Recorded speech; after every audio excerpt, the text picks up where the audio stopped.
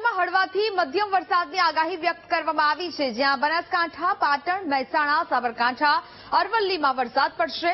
ગાંધીનગર, અમદાવાદ, ખેડા, આણંદ અને પંચમહાલમાં વરસાદની શક્યતા છે. દાહોદ, મહીસાગર, વડોદરા, છોટાઉદેપુર, નર્મદામાં વરસાદનું અનુમાન છે. તો નર્મદા, ભરૂચ, ડાંગ, તાપી, નવસારી અને વલસાડમાં પણ વરસાદનું વર્તારું છે. સુરેન્દ્રનગર, જામનગર, રાજકોટ, પોરબંદર, મોરબીમાં પણ વરસાદ થઈ શકે. ગીર સોમનાથ, જૂનાગઢ, અમરેલી, ભાવનગરમાં પણ વરસાદની સંભાવનાઓ વ્યક્ત કરાઈ છે. દેવભૂમિ દ્વારકા, કચ્છ અને બોટાદમાં પણ વરસાદની આગાહી કરવામાં આવી છે.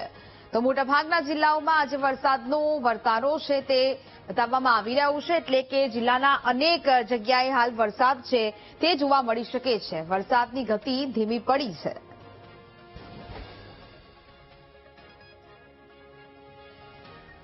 વિરામ બાદ અરવલ્લી જિલ્લામાં ફરી વરસાદ શરૂ થયો છે. વહેલી સવારથી ફરી વરસાદી માહોલ જામ્યો. મેઘરજ તાલુકાના ગ્રામ્ય વિસ્તારમાં વરસાદ પડ્યો.